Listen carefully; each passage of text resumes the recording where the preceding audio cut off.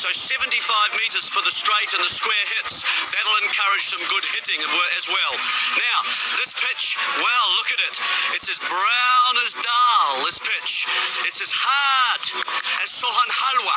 It's as dry as papadum. You don't see any greenness or grass or palak paneer. ਲੋ ਨਾਜ਼ਰੀਨ, ਅੱਜ ਦੇ ਅਹਿਮ match ਦਾ toss ਹੋਣ ਲੱਗਾ। ਸੀਟਾਂ ਤੇ ਐਲਫੀ ਲਾ ਕੇ ਬਹਿ ਜਾਓ। ਅੱਜ ਇੱਕ ਪਾਸੇ ਕਰਾਚੀ ਦੀ ਨਿਹਾਰੀ ਤੇ ਦੂਜੇ ਪਾਸੇ ਪਿਸ਼ਾਵਰ ਦਾ ਚਪਲੀ ਕਬਾਬ ਹੈ ਤੇ ਟਾਸ ਵਾਸਤੇ ਦੋਵਾਂ ਦੇ ਮੂੰਹ ਇੰਜ ਹੋਇਆ ਜਿਵੇਂ ਹੁਣੇ ਹਸਪਤਾਲੋਂ ਆਇਆ। ਚੱਲ ਠਿੱਪਾ ਸਿੱਟ ਕੇ ਮੂੰਹ ਨਾ ਫੜ ਕੇ ਵਿਖਾ।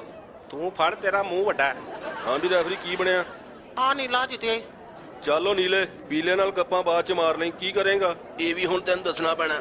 ਯਾਨੀ ਬੈਟਿੰਗ ਉਹਨਾਂ ਨੂੰ ਦੇ ਦਿੱਤੀ ਆ, ਉਹਨਾਂ ਨੇ ਤੁਹਾਨੂੰ 200 ਸਕੋਰ ਦਾ ਤੱਫੜ ਪਾ ਦੇਣਾ। ਕੋਈ ਨਹੀਂ, ਅਸੀਂ ਵੀ ਬੋਲਰਾਂ ਨੂੰ ਪੋਲੀਓ ਦੇ ਕਤਰੇ ਪਿਆ ਕੇ ਲਿਆਏ ਆ। ਰੈਡੀ ਆ? ਹਾਂਜੀ ਰੈਡੀ ਆ।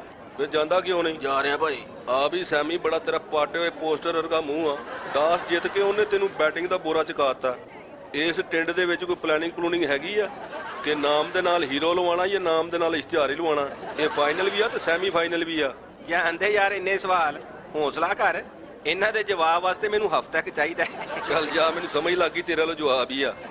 ਲੋ ਨਾਜ਼ਰੀਨ, ਅੱਜ ਦਾ ਮੈਚ ਬਹੁਤ ਅਹਿਮ ਆ। ਇਹਦੇ 'ਚ ਇੱਕ ਟੀਮ ਫਾਈਨਲ 'ਚ ਜਾਏਗੀ ਤੇ ਇੱਕ ਟੀਮ ਜਾਏਗੀ ਢੱਠੇ ਖੂਹ।